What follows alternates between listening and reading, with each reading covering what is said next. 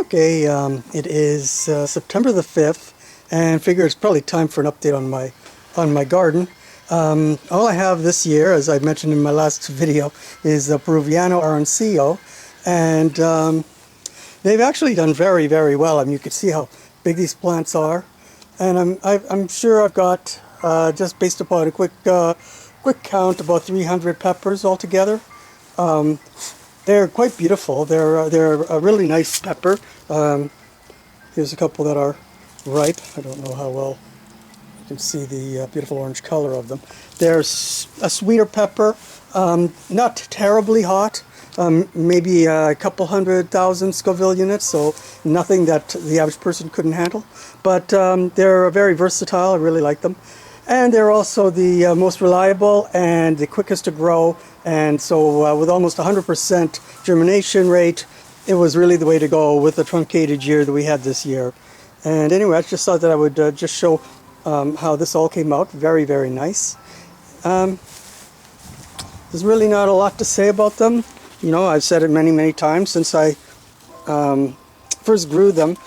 I don't know what, maybe 7 or 8 years ago. They've become a staple for me. I just love them and everything. And that's really, really quick. There's really not much to say other than that. You can see they've done really well. The plants that I've given out to my co-workers, my friends, reports back are that theirs did the same thing as you see here. There's some that didn't do quite as well. I wasn't even sure if this one over here was going to produce anything, and you could see it's turned into quite a nice plant. It was tiny when I put it in, so it's cool. And I've gotten pictures from other people who have shown me giant bushy plants full of peppers as well. They're just very, very dependable and delicious peppers, really, when you even eating them raw. The other thing you'll notice is that all the beets are gone. About a month ago or so, we picked them all, cleaned them up, and had about 15 pounds of beets. So I did several things with them. I roasted a bunch of them and then froze them. So we've got them to use. Apparently that works very well. And also, of course, I pickled untold numbers. So with jars and jars of pickled beets, which will take a long time to go. That's why the roasting works so well. So that's really all I've got to say. You know, I don't know if I'm going to stick with a single pepper again next year. Really, I guess it'll just depend on the mood I'm in when planting time comes, and when I can get to that. It depends on what's going on in the world and what's going on with me at work. And I don't regret having done this because you know, I do have a nice big garden here full of beautiful peppers. Very reliable in any case. And our tomatoes did very well. We actually already harvested all of the ripe ones. So as you see, I mean, we had lots of bunches of tomatoes, so we're gonna have to do something with those as well. This is an unusual kind. It's called Dancing with Smurfs, which are kind of purplish, but they do ripen to orange if you give them time. And then we've got some larger ones over here. I'm not too sure even what those are. Beefsteak, maybe? No, they're super fantastic, they're called. So so that's that. And we have a little bit more in the garden in the back. These plants are so tiny that I didn't want to waste space in our limited garden. Now this is the thing that I have about these tomato plants. Look how big and heavy the tomatoes wind up getting. Like they're like a half a pound each. So these are all the same kind. And really, what I'm going to do is I'm going to cut the branches that have nothing on them, because I mean it's September, so there's no point in the plant wasting its energy growing more branches. But you know, like, you've got to stake them, or this is what they do. And the stakes for these plants are so big, they're so big that they really needed to be staked completely. So why are these plants not strong enough to hold up when the fruit starts? Like, they're so heavy that, look at the branch breaks. Look at that. See it? Why?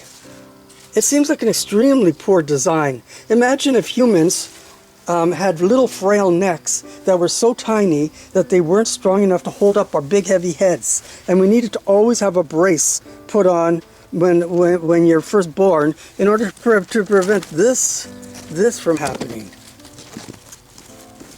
It's just a design that baffles me. If the plant is designed to have big heavy tomatoes, why aren't the branches hardy enough to hold them up? It just doesn't make any sense to me. Like I said, just a very poor design on whoever designed those tomato plants. And I have a lot of grapes. The grape, like the grape plants looked like they were pretty dead in the spring. We didn't know if we were going to get any grapes, but I've already pruned this back a couple of times. Just look at this. It has been a very good growing year. I'll say that, that's for sure. Lots of sun, almost drought conditions until recently, which, you know, we had to keep watering everything. But yeah, I mean, everything is just, there's been so much life and such beauty in the yard. It's been really nice to see. And just one last little thing. Yeah. So this year we decided to get rid of our old fire pit, which was already rusted through, and bought bricks and put this together. So we already had a little patio built here, just a platform for the old fire pit to stand on. It was brass and marble. A neighbor gladly took it, but this is much nicer. We extended it a little bit and put a border around it and then built this. And the nice thing about it is it is heavy, but these bricks are not cemented in place. I purposely didn't do that part of it. So it's good. We've got some lava rocks in there. We already had this grate from an old barbecue that we had, and so I got to use that, and it's great. Oh, pardon me, that wasn't supposed to be a pun. It's really nice. We've had one fire with it, and works great. I'm just gonna stop saying great. We got the back there just to shield the cherry trees from the fire as much as possible. Could have got a little higher, but I don't know if it would have made any difference. And we also pruned them right back because they were getting so big. Yeah, this year was a little bit different. I didn't see any insects or anything, but really I didn't really worry too much about it. We had a very early spring. They all went into flower really early, and then we had more cold weather, and then all the flowers fell off. That's not the first time that's happened, but when that happens, then you don't get any cherries. So, oh well, I mean, if you're counting on the cherries for some business reason or whatever, then I guess that's pretty sad, but, we didn't. So, it's all good. We just like the trees, and they'll fill in again, I'm sure. So anyway, that's pretty much the update for you. Really I don't want to say well done because that sounds crazy, but it's actually got quite a nice year. Quite a nice summer, anyway. A terrible year, as everybody knows, but for the gardens, pretty good. And that's all that I've got to say. So thanks for bearing with me through this, and I'll talk to you soon. Actually, very soon, because I do have another video that I've been working on all summer. In fact, I started working on it in March, the end of March, and it's still going. So one of my more extensive videos, but hopefully within the next few weeks I'll have another video up, and you'll see. I'm excited about it. It's going to be something not different, but something that I've always wanted to do, and I'm very excited about that. Anyway, thanks again. Bye for now.